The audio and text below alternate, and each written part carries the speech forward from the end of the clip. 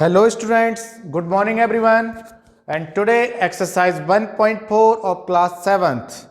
Question number 1. Choose the correct option. A bird is 36 meter above the sea level and a fish is 36 meter below the sea level. The difference in the levels between them. तो question number हमें दिया हुआ है कि एक bird सी level के 36 metre above है and a fish is below the 36 metre of sea level. तो पहले हम क्या करते हैं, यहां पर मैंने मान लीजिए, यहां पर ये मैंने मान लिया ये मेरा सी लेवल क्या है, सी लेवल। तो ये रहा हमारा सी लेवल, ठीक है। अब सी लेवल से एक बर्ड कितना अबव है, 36 मीटर अबव है। तो मैंने मान लिया कि ये रहा 36 मीटर अबव एक बर्ड। तो बर्ड ए 36 मीटर अबव है यहां पर, ठीक है। और एक फिश है 36 metre below the sea level. तो अब बिलो मतलब नीचे यहां पर, तो एक bird 36 metre below the sea level है। अब पूछा क्या है, the difference in the levels between them, इन दोनों के बीच का डिफरेंस पूछा है। बेटा एक वर्ड 36 मीटर ऊपर है, एक फिश 36 मीटर नीचे है, दोनों का डिफरेंस कितना होगा आप खुद बताइए। 36 प्लस 36 यानी कि 72। तो 72 ऑप्शन कौन सा है, नंबर ए। तो 36 और 36 कितना हो जाएगा, 72 मीटर, इसका बिल्कुल सही आंसर हो जाएगा, ठीक है। चलिए चलते हैं क्वेश्चन नंबर 2 पर। The product of two integers is -256। The product of two integers is -256 if one integer is 8 then the other is। हमें दो इंटीजर्स का प्रोडक्ट दिया हुआ है, कितना, -256, और उसमें से एक इंटीजर की वैल्यू दी हुई है। चलिए करते हैं इसको। तो the product of two integer is -256। तो पहले दो इंटीजर लेने पड़ेंगे। तो मैंने मान लिया, मैं यहां पर साइड में कर रहा हूं बेटा इसको, कि मेरे पास दो इंटीजर हैं, एक इंटीजर हो गया x और एक इंटीजर y, दो इंटीजर्स हैं। अब क्वेश्चन में बोला है कि दो इंटीजर्स का प्रोडक्ट कितना है, -256। आप सभी प्रोडक्ट जानते हो, प्रोडक्ट क्या होता है कि x इंटू वाई है ना, प्रोडक्ट यही होता है। दो नंबर का प्रोडक्ट निकालते हैं तो मल्टीप्लाई करते हैं। तो इन दोनों इंटीजर्स का प्रोडक्ट कितना दिया हुआ है, -256 दिया हुआ है, -256 दिया हुआ है। इफ वन इंटीजर इज 8, अब उन्होंने बोल दिया कि दोनों में से एक इंटीजर कितना है, 8 है, दोनों में से एक इंटीजर कितना है, 8 है। तो अब x की वैल्यू 8 रख दो या y की वैल्यू 1 रख दो, आप रख सकते हो दोनों की। तो भाई मैंने x की रख दी कि x 8 है इंटू वाई इक्वल्स टू -256। आपको मालूम 8 यहां पर इंटू में है तो इस तरफ आके डिवाइड में आएगा, तो y इक्वल्स टू -256 अपॉन में 8, और यहां से 8 से आप इसको कट शॉर्ट करिए, 8 1 जा 8, 8 3 जा 24, 1 तो 16 हो जाएगा, 8 2 जा 16, और एक माइनस का sign, means y is equals to -32 आपका इसका राइट आंसर होगा। y इज इक्वल्स टू -32 इसका आपका राइट आंसर हो जाएगा। क्लियर है, 8 से काटना है -256 को, तो कितना आ जाएगा, -32 आ जाएगा यहां पर। तो -32 इसका बिल्कुल सही आंसर हो जाएगा, कितना, -32। तो हमने दो इंटीजर्स ले लिए x और y। अब प्रोडक्ट का बोला है तो x into Y equals to -256। अब उन्होंने बोला कि एक इंटीजर x है, x या y में से आप 8 ले सकते हो, तो भाई एक को 8 मान लो, 8 दूसरी तरफ ट्रांसपोज करके ले जाओगे तो डिवाइड में जाएगा। इससे तुम्हारी वैल्यू कितनी आ जाएगी, इससे तुम्हारी वैल्यू जो है -32 यहां पर आ जाएगी। क्लियर है, ओके। चलिए चलते हैं क्वेश्चन नंबर 3 पर। तो क्वेश्चन नंबर 3 में क्या बोला है, a farmers plans to plant 810 trees in 27 rows. एक फार्मर क्या प्लान करता है, 810 ट्रीज को 27 रोज में प्लांट करने का यहां पर वो प्लान कर रहा है। अब आगे बोला है कि each row containing the same number of trees, कि हर एक रो में बिल्कुल सेम नंबर ऑफ ट्रीज लगाता है वो। तो how many trees will be there in each row, हमें बताने कि हर एक रो में वो कितने ट्री लगा रहा है। तो देखो टोटल नंबर ऑफ ट्रीज कितने हैं, 810, टोटल नंबर ऑफ रोज कितनी है, 27, हर एक रो में कितने बराबर ट्री लगाने हैं। तो आपको मालूम है भाई टोटल नंबर कितने हैं, टोटल नंबर ऑफ ट्रीज को डिवाइड कर दीजिए टोटल नंबर ऑफ रोज से, तो आपको पता लग जाएगा एक रोज में कितने ट्री लगाएगा। तो हमारे पास टोटल प्लांट कितने हैं, टोटल प्लांट या टोटल ट्रीज जो भी है, प्लांट बोल दो या ट्रीज बोल दो, तो टोटल ट्रीज जो है हमारे पास वो 810 है। टोटल रो कितनी है, टोटल रो है आपके पास 27। अब एक रो में कितना लगाएगा ये हमसे पूछ रहा है। तो total trees upon total row means 810 upon 27। देखिए दोनों 3 से कट जाते हैं, तो 3 9 जा 27, यहाँ पर 3 2 जा 6, 2 बचेगा तो 27, 3 7 जा 27 और एक 0, 9 1 जा 9, 9 3 जा 27 और एक 0, यानी कि हर एक रो में वो कितने प्लांट लगाएगा? 30 प्लांट लगाएगा। हर एक रो में कितने प्लांट लगाएगा बच्चों? 30 प्लांट लगाएगा। तो हर एक रो में 30 प्लांट लगाएगा, यानी कि 27 रोज में 30 प्लांट लगाएगा, तो टोटल कितने हो जाएंगे? 810 ट्रीज हो जाएंगे। इस तरीके से आप इसको कर सकते हैं। ये बहुत ही सिंपल क्वेश्चंस हैं। क्लियर है? चलिए चलते हैं आगे। So student, this time question number 3, the height of a coconut tree is 48 metre. अब हमें देखिए यहाँ पर एक कोकोनट ट्री है जिसकी हाइट दी हुई है 48 मीटर। आगे बोल रहे हैं a monkey can climb 4 metre in one jump, और एक यहाँ पर मंकी है जो एक जंप में 4 मीटर ऊपर उस ट्री पर चढ़ जाता है। In how many jump would the monkey reach at the top of the tree. अब पूछ रहे हैं कि कितनी जंप लगेगी मंकी को कि वो उस ट्री के टॉप पर पहुंच जाए। तो आइए समझते हैं इसको।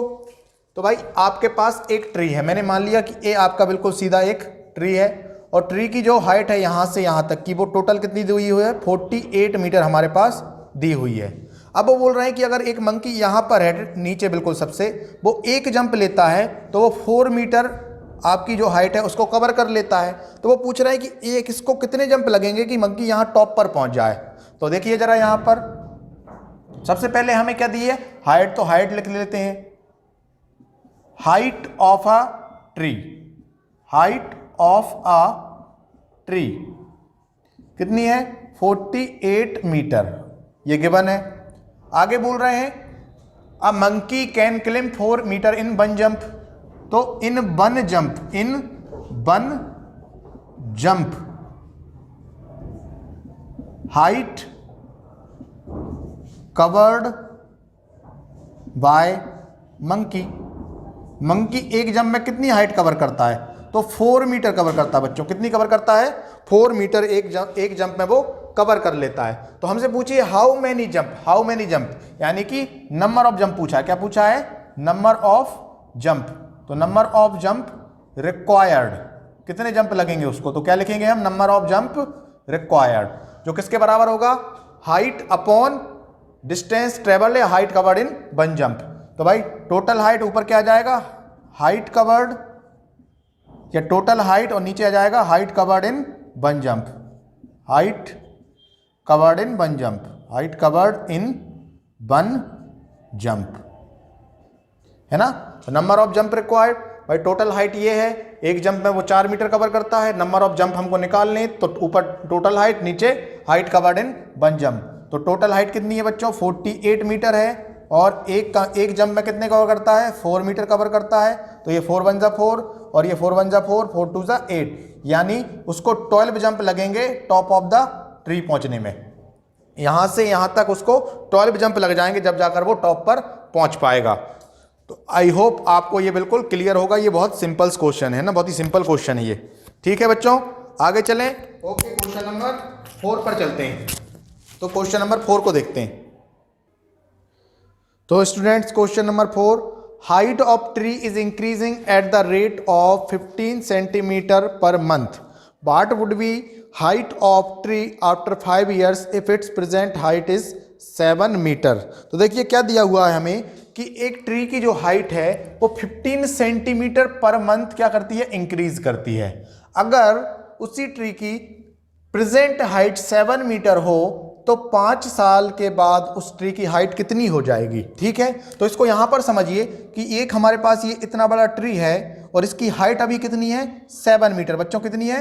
7 मीटर है। वो बोल रहे हैं कि अगर इसकी जो हाइट की बढ़ने की जो रेट है वो 15 सेंटीमीटर पर मंथ है, 15 सेंटीमीटर पर मंथ अगर ये बढ़ती है तो 5 ईयर के बाद कितनी हाइट हो जाएगी? 5 ईयर के बाद ये हाइट कितनी हो जाएगी वो हमें बताना है। तो आइए जरा देखिए इस क्वेश्चन को। तो सबसे पहले हम क्या लिख लेते हैं? प्रेजेंट हाइट लिख लेते हैं। ठीक है, present height of tree, present height of tree हमें दी हुई है 7 मीटर। अब एक चीज आप क्वेश्चन में नोटिस करिए, हाइट जो दी हुई है प्रेजेंट वो 7 मीटर में और बढ़ने की जो हाइट दी है वो सेंटीमीटर में। तो क्यों ना इसको भी सेंटीमीटर में बदल लिया जाए बच्चों। तो 7 मीटर बराबर 700 सेंटीमीटर हो जाएंगे, आपको सभी को पता होगा। क्यों, ऐसा क्यों? क्योंकि हमने पढ़ा है कि 1 मीटर इक्वल्स टू होता है 100 सेंटीमीटर। कितना होता है बच्चों? 100 सेंटीमीटर होता है। 1 मीटर इक्वल्स टू 100 सेंटीमीटर होता है, इसलिए 7 मीटर में 700 सेंटीमीटर हो जाएगा। ठीक है, आगे अगर उसके बढ़ने की रेट कितनी है, 15 सेंटीमीटर पर मंथ है, तो rate of increasing, rate of height increasing, height के बढ़ने की रेट क्या है? रेट ऑफ हाइट इंक्रीजिंग कितनी है बच्चों? 15 सेंटीमीटर है ना। रेट ऑफ हाइट इंक्रीजिंग कितनी है? 15 centimetres per month, per month 15 centimetres per month बढ़ती है। अब आफ्टर 5 ईयर्स पूछ रहे हैं, आफ्टर 5 ईयर्स हाइट पूछ रहे हैं, तो लिख दीजिए आफ्टर 5 ईयर्स। तो आप एक चीज और नोटिस करिए कि जो हाइट के रेट है बढ़ने की वो मंथ में दी हुई है और यहां पर ईयर दिया हुआ है, तो ईयर को पहले किस में कन्वर्ट करना पड़ेगा? मंथ में। तो 5 ईयर को मंथ में करने के लिए किससे इंटू कर दो? 12 से। क्यों? ब्रैकेट में लिखो, क्योंकि 1 ईयर इज इक्वल्स टू होता है 12 मंथ, 12 मंथ, क्योंकि 1 ईयर इक्वल्स टू होता है 12 मंथ। तो 5 ईयर इक्वल्स टू कितना हो जाएगा? 5 इंटू 12 60 मंथ। कितना हो जाएगा? 60 मंथ हो जाएगा। तो अब अगर एक मंथ में इतनी हाइट बढ़ती है तो 60 मंथ में कितनी बढ़ेगी? तो हम लिख सकते हैं बच्चों, आफ्टर, यहां पर लिख दीजिए height of tree, height of tree after 5 year, और इसी को हम क्या बोल रहे हैं? 60 मंथ। 5 ईयर यानी कि 60 मंथ। तो 5 ईयर में कितने मंथ होते हैं? 60 मंथ। तो 60 इंटू एक मंथ में कितना बढ़ रही थी? 15 सेंटीमीटर बढ़ रही थी। तो 15 इंटू 60 कितना हो जाएगा? 15 6 होता है बच्चों 90 और एक 0, तो 900 सेंटीमीटर वो हाइट बढ़ जाएगी। कितना बढ़ जाएगी? 900 सेंटीमीटर बढ़ जाएगी। अब उन्होंने पूछा कितनी हो जाएगी, तो 900 सेंटीमीटर बढ़ जाएगी, और पहले कितनी थी? 700 सेंटीमीटर थी। तो टोटल कितनी हो जाएगी?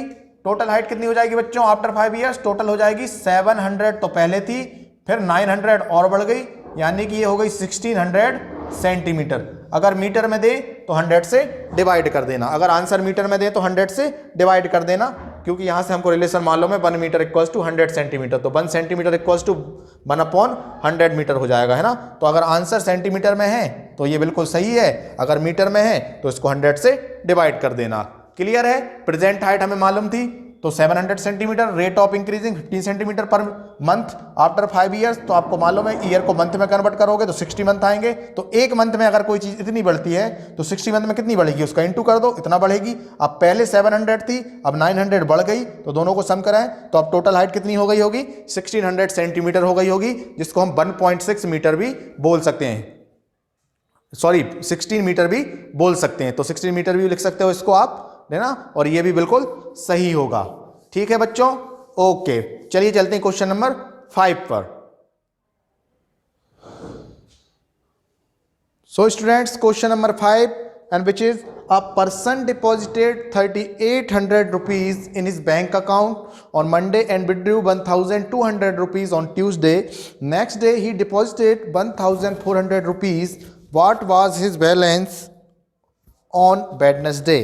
तो एक व्यक्ति है, एक पर्सन है जो मंडे को आप देख रहे हो 3800 रुपीज को डिपॉजिट कर रहा है। मैं पहले बता दूं, ये जो डिपॉजिट करना होता है बैंक में बच्चा, ये बच्चों को ये यहां पर जमा करना होता है, और जो विड्रॉ होता है ये यहां पर पैसों को निकालना होता है ना। तो विड्रॉ, डिपॉजिट मतलब जमा करना, और विड्रॉ करना मतलब पैसों को निकालना। तो आइए जरा इस क्वेश्चन को देखते हैं। तो डिपॉजिट कर रहा है कितने? 3800 रुपीज। कब कर रहा है ये? मंडे को। तो लिखिए deposited amount on Monday. Monday को कितना डिपॉजिट कर रहा है बच्चों? तो ये कर रहा है 3800 रुपीज। अब डिपॉजिट कर रहा है मतलब पैसों को इकट्ठे कर रहा है, वो जमा कर रहा है। तो जमा करना मतलब बच्चों क्या हो रहा है? उसका पैसा कलेक्ट हो रहा है। तो हम कह सकते हैं कि इसको हम पॉजिटिव ले सकते हैं, क्योंकि पैसे क्या हो रहे हैं? जमा हो रहे हैं। तो हम इसको प्लस का साइन से लेंगे। और अगले दिन यानी कि ट्यूसडे को वो क्या कर रहा है? विड्रॉ कर रहा है, निकाल रहा है। तो withdrew amount with due amount on Tuesday. तो ट्यूसडे को वो पैसे क्या निकाल रहा है? कितने निकाल रहा है बच्चों? 1200 यानी कि 1200 रुपीज। अब पैसे निकाल रहा है यानी कि कम हो रहे होंगे, बैंक में कम हो रहे होंगे। तो कम कैसे होंगे, जब माइनस होगा तो इसको हम क्या लेंगे, माइनस लेंगे। आगे नेक्स्ट डे ही डिपॉजिटेड 1400 रुपीज, फिर से वो डिपॉजिट कर रहा है। तो डिपॉजिट अमाउंट ऑन वेडनेसडे, तो वेडनेसडे को फिर से क्या कर रहा है, डिपॉजिट कर रहा है। तो आपको मालूम है डिपॉजिट को कैसे लेना है, प्लस और कितने कर रहा है, 1400 डिपॉजिट कर रहा है। अब वो पूछ रहे हैं कि what was his balance on Wednesday, कि इतने ट्रांजैक्शन करने के बाद, भाई 2 बार पैसे जमा करने के बाद, 1 बार पैसे विड्रॉ यानी कि निकालने के बाद उसके अकाउंट में कितना बैलेंस है। तो 2 बार आपको प्लस करना है और 1 नंबर को माइनस करना है। तो 3800 प्लस कर दीजिए किसको, 1400, क्योंकि ये जमा किए हुए मनी है। तो 0 0 8 और 4 12 कैरी 1 और ये कितना हो जाएगा 5।